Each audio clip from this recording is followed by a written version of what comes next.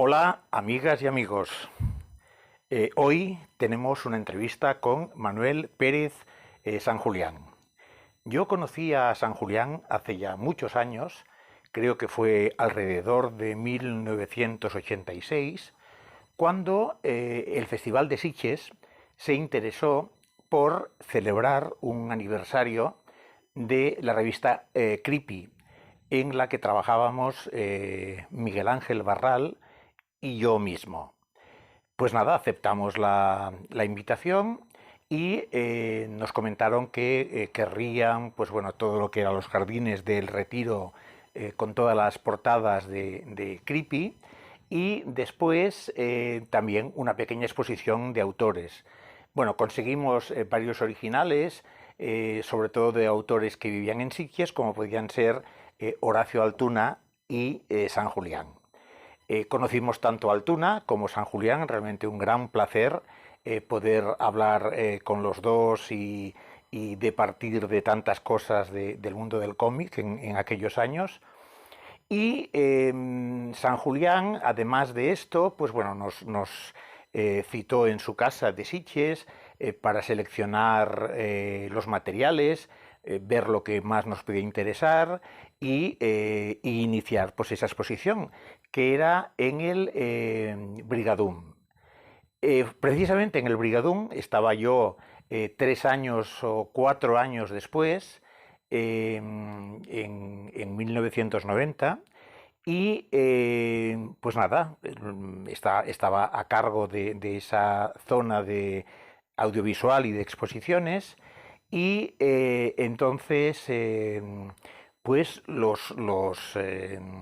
el director y el secretario general de Sitges, Joan Lluís Goas y Xavier Catafal, bueno, comentaron que quizás sería un buen momento para que San Julián, que vive en Sitges, hiciera el cartel de ese año. Total, que como tenía el contacto con San Julián, volvimos a encontrarnos y se encargó de hacer ese póster. Y además lo hizo 2 años más, lo cual, pues bueno, fueron un poco los años en que yo estuve en ese festival. Bueno, aquí tengo a Hachi, que me está acompañando hoy, hablando de San Julián, aunque más tendría que haberme acompañado si habláramos de BA. Lo que pasa es que se está cansando ya de hacer de gatito de Blofeld, entonces, bueno, pues lo dejo. Eh, lo dicho, ahí conocí a San Julián, ahí empezamos a ser amigos y bueno, pues ahora, 30 años después, bueno, pues ha surgido esta entrevista que, como la de López Espí, originalmente iban para la revista Comic Manía y por gentileza de Comic Manía volvemos a reproducirlas ahora aquí en el canal. Bien, pues esto es todo. Bienvenidos, bienvenidas a Comics 21.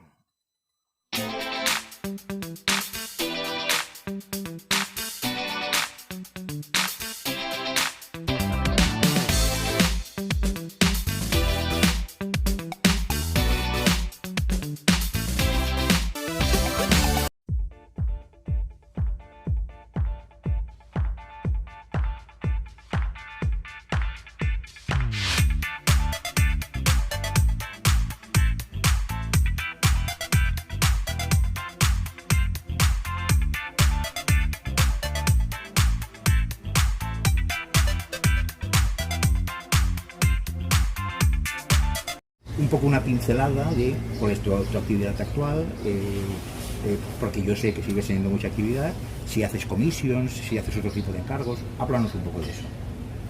Bueno, pues antes de lo que te hablaba antes es que tengo mis proyectos, uno ya se hace mayor y entonces intento adelantarme un poco en el tiempo e ir haciendo cosas, pero normalmente hago comisiones. O sea, tengo la suerte de que la correspondencia que recibo es enorme. Me conoce muchísimo, sobre todo de Estados Unidos. Pero últimamente me sorprende porque me escriben, aparte de que hasta de las islas Hawái, de Honolulu, me escriben italianos, me escriben franceses, me escriben ingleses, me escriben alemanes. Y entonces voy haciendo cositas. Pero no todas están dentro de la línea de aquí, lo de los proyectitos. No todas están en la línea. Me gusta hacerlas, algunas son interesantes y sobre todo en estos últimos tiempos me han, que no lo acabo de entender, porque me encargan personajes de superhéroes, como si yo fuera un dibujante de cómics, cuando yo nunca he sido un dibujante, quería ser dibujante de cómics, pero lo que sí he hecho es portadas para revistas de cómics. Y entonces, aparte de eso, también me han involucrado en temas de cinematográficos. Yo no sé si tú te acuerdas, hace tiempo que hablamos, que nos parecía entonces como un sueño lo de los monstruos de la Universal. Sí. Y ahora es curioso la cantidad de gente que me pide que si un Frankenstein, que si un Drácula, los clásicos, ¿eh? Voy haciendo estas tonterías. Y entre estas tonterías, pues siempre hay el encargo para un coleccionista que vale la pena, que lo disfrutas y te gusta hacerlo. Muy bien. Mira, para un poco entrar en harina, he pensado que quizás pues te gustaría un poco recordar a dos de los agentes, bueno, sobre todo uno de ellos más importantes que has tenido y con los cuales el recorrido pues ha sido muy, muy diferente. Me gustaría un poquito que me dijeras qué recuerdos tienes de Tutén y qué recuerdos tienes de tu paso con Rafael Martínez por Norma. Los recuerdos que tengo de Tutén, sumándolos todos, son agradables, son más agradables que nada. Era un agente, con lo que conlleva ser un agente, pero no es que sea agradecimiento, pero el hombre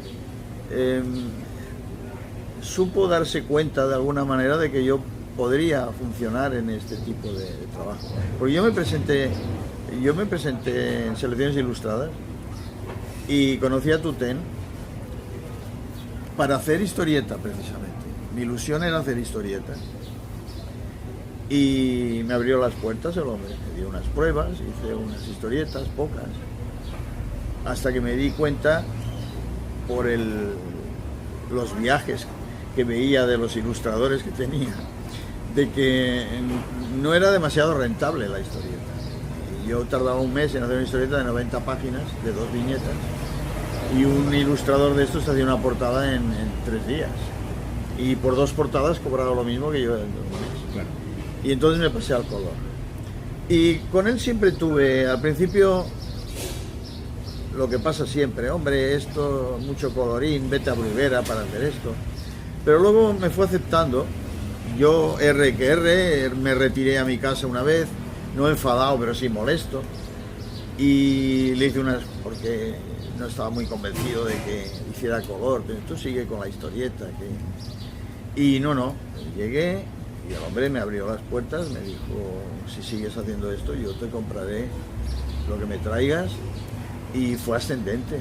Llegó un momento que él se fue a presentar a sus dibujantes de cómics a Estados Unidos, a las dos revistas, de las que todos conocemos, ¿no? La Marvel y para colaborar con ellos.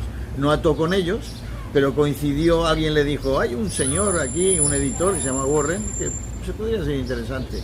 Y bueno, él se reunió con Warren, yo empecé con Tutén porque le di una muestra, regañadientes, se llevó una muestra de color. Él no quería llevar muestras de color, él quería llevar sus dibujantes de color.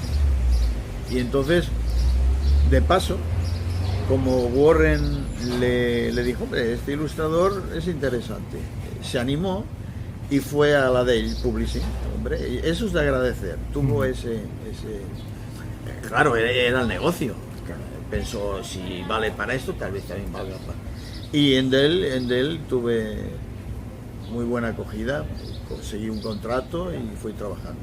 Luego, a lo largo de los años, bueno, él tenía sus ilusiones, quería editar, y cuando ya se empecinó en editar, no llegamos a ningún acuerdo, no podíamos seguir, él quería editar, yo quería seguir en la misma línea, y dijo, bueno, mira, pues sigamos cada uno nuestro camino.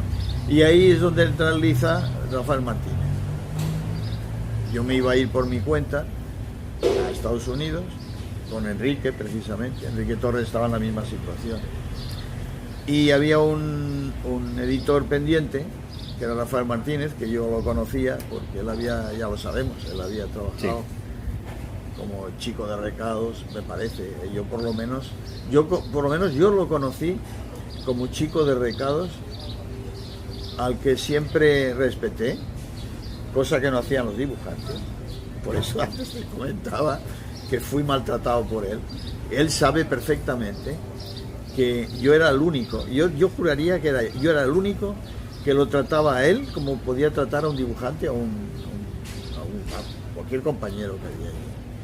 Y entonces, bueno, él acabó yéndose de selecciones, pero yo un día lo encontré, él me dijo: Manuel, si sé que te vas a ir, y yo soy agente, ¿qué te parece? Tal, y además te debo una comida. Yo una vez lo encontré, esto es un detalle y acabamos. Yo una vez lo encontré cuando él estaba muy a malas con Tutén y se había ido de Tutén. Y lo encontré en la calle, estaba esperando a regresar a selecciones para recoger unas transparencias. Y lo encuentro y digo: ¿qué haces por aquí? No, pues vivo aquí, pues es San Juan. Es que yo me quedo a comer, vamos a comer. No, a mí me invitas a comer, si no me quiere ver nadie, selecciones. Tutén prohibió hasta que se hablara de él. Y digo: no, hombre, pero no seas burro. Yo te conozco de toda la vida, yo lo conozco de que era un chiquillo, aún no había hecho ni la mili. Y nos fuimos a comer. Y él me dijo: queda pendiente, esto me lo voy a recordar toda la vida. Por eso luego me sentó mal el trato. Entonces me dijo: Manolo, ahora es el momento de que yo te pague la comida. Y hablamos y nos llevamos, Enrique y yo nos llevamos al señor Martínez a Estados Unidos como agente. Y ya volvemos a sumar, como con Tutén, pero esta vez la suma es más bien negativa, cada vez peor. Yo ya sé que era un hombre egoístón, que era un hombre que iba solo por el dinero, que no le importaba nada a nadie, pero mientras a mí me respetara, pero no fue así. Él siguió unos pasos, no me gustaron, y bueno, acabó un juicio, rompimos, creo que las cosas le van muy bien, y ojalá le vayan bien a perpetuidad, pero no fue... Tengo muy buenos recuerdos de Tutén, con márgenes, y muy malos recuerdos de señor. Bueno, ha quedado muy claro. Mira, ahora un poco una pregunta que hará felices a tus fans. De toda tu obra que hiciste para Warren, tanto para Creepy como Eerie como Vampirella, seguramente hay, por alguna razón, algunas portadas que te son más queridas que otras, que te han dado más satisfacciones, que para ti siempre ha sido un poco preferida sobre otras. ¿Tienes alguna así? ¿Tienes alguna que en su momento pues te dio más alegrías que las otras? Si te he de ser sincero, yo el trabajo que le hacía a Warren, que lo hacía muy a gusto, y que en aquella época me parecía muy interesante, porque era un terror, pero un terror que no necesariamente tenía que ser sangriento. Podía ser hasta romántico, y lo hice muy a gusto, pero sus portadas generalmente eran de encargo. Los trabajos de encargo no son muy bienvenidos generalmente por el artista. Yo tengo un truco, que imagino que es el mismo que tienen todos, que es el de hacer lo malo bueno, o sea, buscar la parte buena. Y de todas las portadillas que yo le hice a Warren, que además él me comentó una vez delante de Tutén, me dijo: el trabajo que estás haciendo para mí, recuerda, San Julián, por este trabajo te va a conocer la gente más que tu propia madre. Y yo pensé: tío, o ha bebido o está lleno de... Y es verdad, a lo largo de los años. Entonces, tal vez de todas las que hice, de todas las portadas que hice para él, hay una que artísticamente quedó muy muy concreta, muy bien, que es una de una especie de hechicera en azules, con unos monstruitos alrededor. Que luego ha dado pie, ha habido coleccionistas que me han encargado vampirelas con los monstruos alrededor, con esa especie de club de terror alrededor, que puedes ir cambiando los elementos. Esa portada tengo de ella un buen recuerdo, pero por las demás no tengo ninguna preferida. Esa hechicera, pero es una hechicera, una bruja clásica. Es como una bruja blanquita. Sí. No, es guapa. Y tiene al lado varios... Y tiene en azules, pero ella me quedó como muy blanca, muy bien, muy concreta. Y eso fue portada de un extra de Vampus. Sí, luego fue... de Vampus. Sí, como casi todas las de Warren. Porque yo Warren... No, pero era un libro, era un extra que sacaron, que era un libro gordo. Sí. Porque con Warren sí que me ocurrió que él me daba bastante libertad para que de vez en cuando le hiciera algo a mi gusto. Entonces yo igual le presentaba un retrato del Museo de Cera de la primera versión del monstruo y le gustaba, o el monstruo de Frankenstein, el Boris Karloff, y le gustaba. Yo con eso disfrutaba mucho. Hay un retrato de Boris Karloff que era para un juego de cartas. Yo tenía en mente con Warren hacer un juego de cartas de monstruos de la Universal y añadir sus monstruos, su Creepy, su Iri, Vampirella y monstruitos. Pero se quedó en dos muestras. Una Vampirella de la que tengo muy buen recuerdo, que está de espaldas, que es el as de corazones. Sí. La reina de corazones. Que esa es precisamente una portada que sí que es clave. Y la otra es una cabeza de Frankenstein que la hice en nada, en 4 horas, que era también una prueba y que se la regalé. Esta se la regalé a Warren. Se levantó, estaba ahí en el despacho, se levantó, se sube, se aupa en una silla, ¡pam!, y se lo cuelga. Muchas gracias, San Julián y tal. Y 2 o 3 meses después la edita. Y me dice, habrá que cobrarle. Digo, hombre, si te parece, yo creo. Entonces estas dos son también dos que son claves. La de Frankenstein era muy espontánea y es una buena portada, yo creo, aún vista ahora. Y la Vampirella, que también ahora corregiría, pero creo que también es un acierto. Muy bien. Mira, Manuel, ahora también en los últimos años a todos nos ha agradado mucho volver a ver lo que en principio parece algunas portadas nuevas para la revista de Crips, que es la revista que edita Rick Sala. Sí. Háblanos un poco de tu colaboración con esta revista. Sí, Crips me chocó cuando se pusieron en contacto conmigo, me chocó porque pensé, ¿qué pasa? ¿Que se han equivocado? ¿Se han equivocado? No sería Creepy, no. Y luego me envían más o menos, como era más la revista, si quería hacerles una portada. Y yo pensé, por lo que me enviaban, no era una equivocación, no era una especie de niño pequeño que iba a crecer del Creepy, porque es casi, yo diría que es casi como una copia. Eso. Es un homenaje. Claro, es un homenaje. Claro, en el lugar de Creepy Krebs y en el lugar, pero bueno. Y entonces, no, me pareció bien y me parece que me encargaron la primera colaboración fue una mujer con 2 gorilas. Con unos gorilas. Y no, voy colaborando con ellos, poquito, pero voy colaborando. Y también en la misma época habrás visto el Famous Monster, que también sale de nuevo. No. Sí, Famous Monster, pero ya hace 3 o 4 años. Pues no tenía noticia, ¿no? Sí, Famous. A ver, pues infórmame un poco de eso. Y incluso de Famous Monsters, que no sé, luego tú montarás el sí, imagino. Sí. Me han encargado a lo largo de 3 años, me han encargado como 15 o 20 ilustraciones prácticamente iguales a las que se publicaron en la época de Ackerman y de Warren, que hacía Basil Gogos. Basil Gogos, sí, sí. Entonces he hecho un Drácula, he hecho un Godzilla, y no sé exactamente para qué, pero imagino que son para portadas de... Pero te han enviado ejemplares para que tú lo... Sí, yo tengo toda la colección. No, digo estos nuevos. Sí, he ido recibiendo... No, pero de los nuevos, más nuevos no.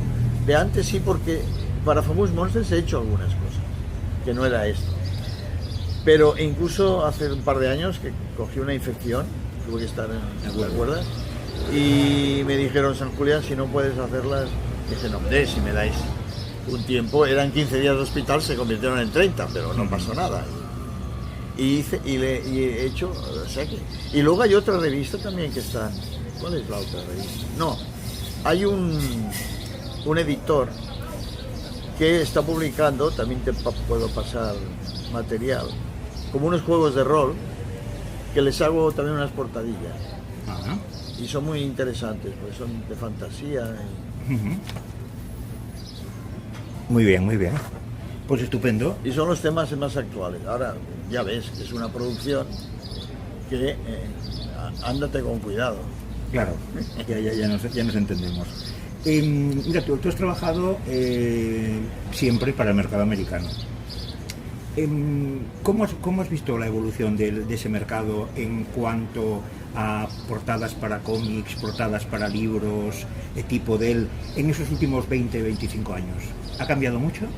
Sí, totalmente. Aún estaba, no sabré calcular exactamente los años, pero cuando murió, más o menos cuando murió Tutén, cara, el 97. O sea, hará ya 15 años, 10 años, 15 años. Hace, no, a ver, tranquilo que lo monto, 97, 7, 17, 23 años. Pues hace 23 años, aún vivía Tutén, o sea, pone 24.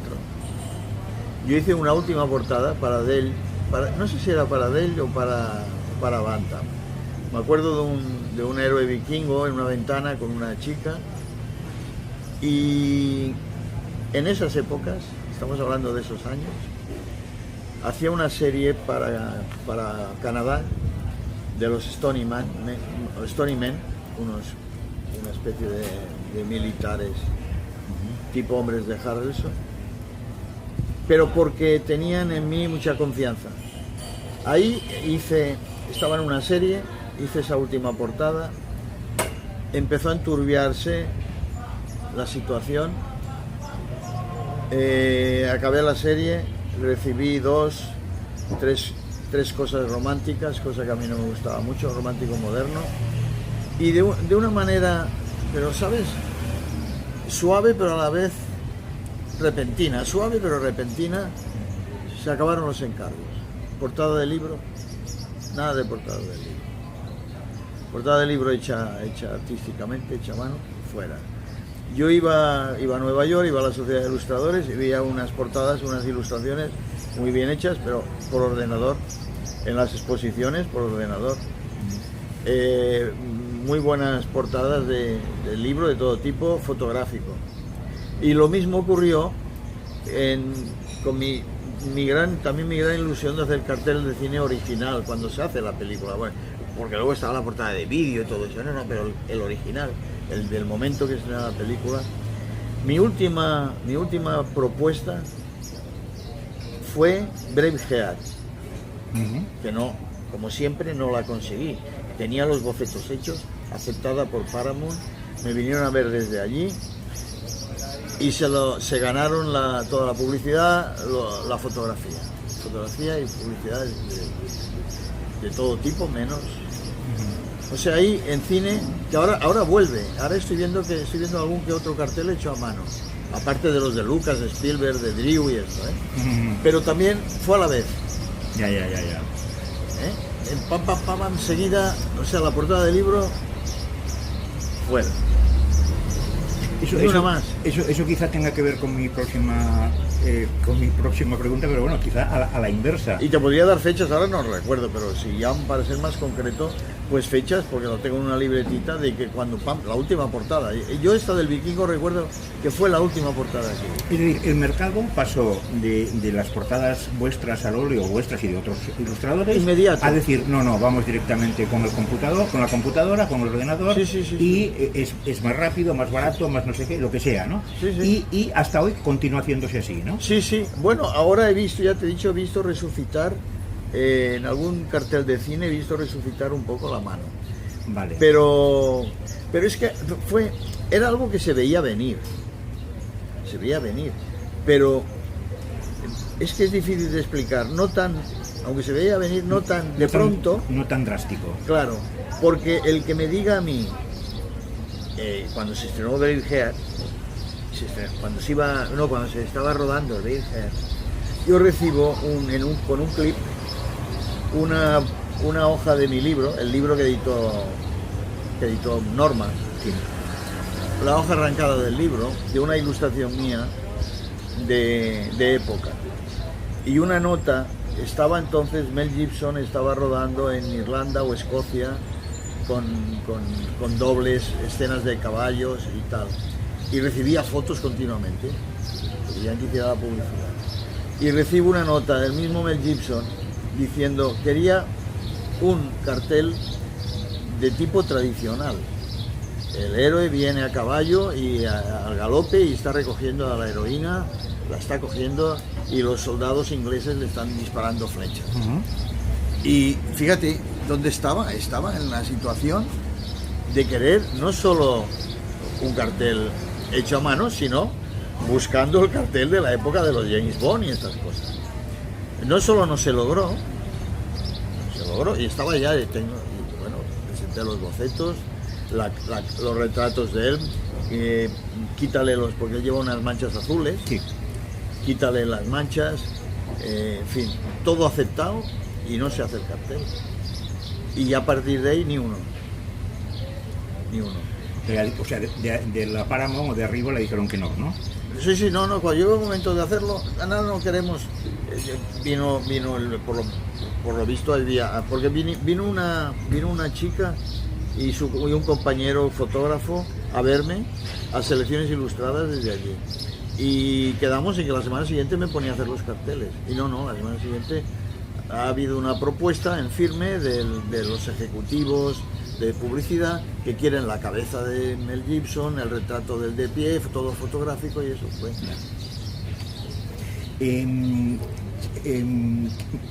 A ver, la siguiente cosa que me gustaría saber. De los ilustradores actuales, los que ahora están, no commissions, que esto, pues bueno, obviamente todos seguís haciendo y trabajando, sino los que están ahora un poco en primera plana. ¿Hay alguno que te llame la atención, alguno que sigas, que te guste especialmente? Pero, ¿quieres decir gente nueva? Sí, o sea, gente de la siguiente generación a la tuya, que todavía está en activo, gente que ahora tiene 40, 50... No lo sigo mucho.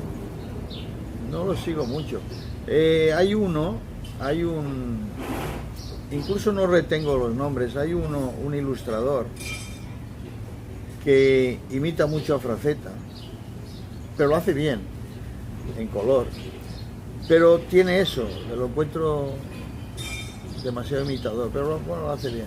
Pero no te podría decir.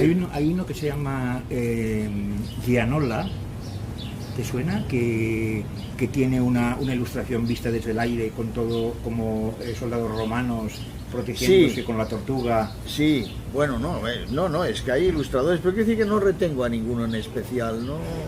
Alex Ross, ¿lo conoces? Alex Ross sí, lo conozco incluso personalmente y veo el éxito que tiene porque en los comicones tiene un stand tremendo y me parece bueno lo que... Su trabajo está muy bien planificado fotográficamente. Es un hombre es un estratega. Tiene hasta esculturas de sus personajes. Pero bueno, me parece muy bien. Y no tiene defectos. es un ilustrador bueno, que no puedes decir nada de él. Pero lo veis, técnicamente es muy bueno, pero quizá depende mucho de la fotografía, ¿no? Totalmente. Pero sus ilustraciones son casi una foto, cosa sí. que Enrique y tú, por ejemplo, en fin, el óleo y vuestro estilo da un aura Intentamos que lo aleja de la fotografía. Sí, por lo menos un poco. Sí. A mí me costaba mucho, porque las portadas del libro que a mí me pedían eran muy fotográficas, pero siempre intentaba que no fuera. Incluso, y Enrique también lo hace, yo intento inventar algo siempre, añadir algo, alargar las piernas, hacer algo. Y Ross no, es muy, pero bueno, es un buen ilustrador.